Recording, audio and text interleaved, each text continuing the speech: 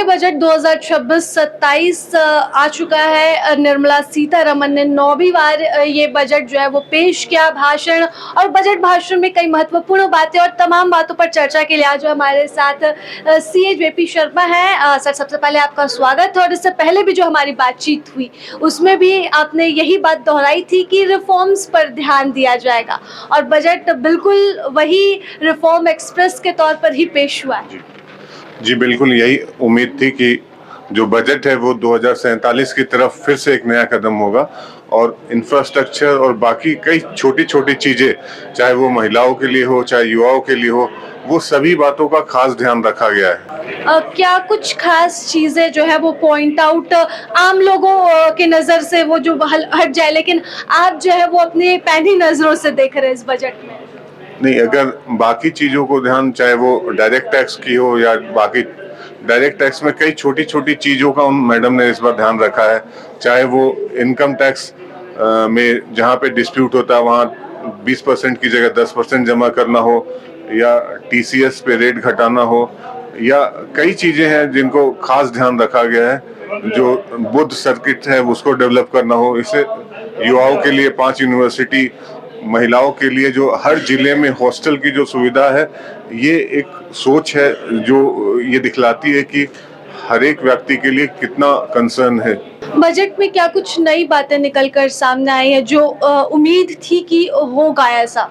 मतलब जो उम्मीद थी सभी पे खरा उतरा है। बजट तो पहले से डिसाइडेड था कि 1 अप्रैल 2026 से नया जो टैक्स बिल है वो लागू हो जाएगा। टैक्स रिटर्न को 31 दिसंबर तक फाइल करने की सीमा थी, उसको 31 मार्च तक कर दिया गया है। ये भी एक अच्छा कदम है।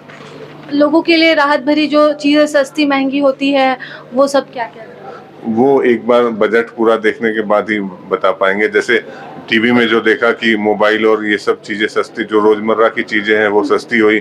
खास करके इस बजट में जो मेडिकल सुविधाओं पे है उस पर काफ़ी ध्यान दिया गया है। मतलब चाहे वो मेडिकल पर विशेष, क्योंकि जैसे जैसे हम लोग विकासशील से विकसित की ओर बढ़ेंगे तो ये मेडिकल, शिक्षा, रोजगार, ये 3 चीजें जिस पे खास ध्यान देना होगा और ज्यादा से ज्यादा खर्च करना होगा।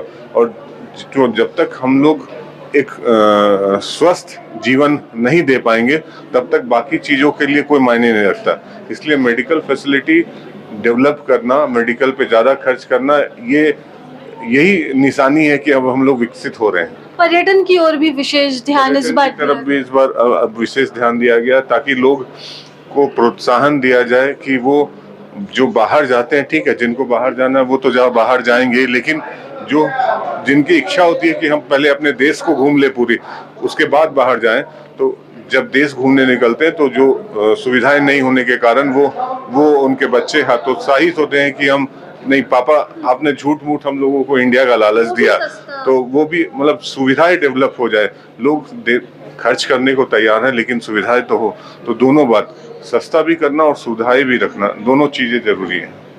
अब पिछले बार जिस तरह से टैक्स स्लैब तैयार किया गया था तो उसमें लोगों को बहुत परेशानी हुई थी, लेकिन इस बार जो है वो ऐसी कुछ ये व्यवस्था नहीं है। आपने बताया कि 1 अप्रैल से ये मालूम था कि ये लागू होगा और यही बात जो है उन्होंने अपने बजट भाषण में भी कही।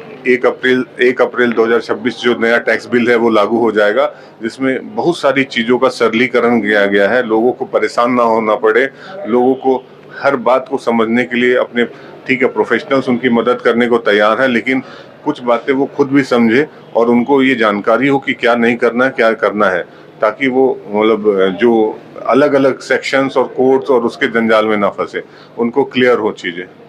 बहुत बहुत शुक्रिया हमारे साथ जुड़ने के लिए। और तमाम चीज़ें जो बजट भाषण में आपने लगभग 1.5 घंटे ये भाषण चला, लेकिन जो मुख्य बिंदु, जो मुख्य पॉइंट्स थे वो आपको शायद इस इंटरव्यू के माध्यम से, इस बातचीत के माध्यम से समझ में आ गया कि आम लोगों के लिए इस बजट भाषण में क्या कुछ है। बाकी चीज़ें जो हैं वो पूरा, ये सिर्फ कहा जाए तो ये एक भाषण होता है जो कुछ पन्नों का होता है, लेकिन बजट जो है वो मुझे लगता है कि इससे काफ़ी ज़्यादा बड़ा रहता है, जो अध्ययन के बाद निकल कर सामने आएगा कि आखिरकार इस बजट में और कुछ क्या खास है।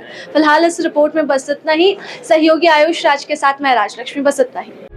प्रभातखबर.com, विश्वास वही, रफ्तार नहीं।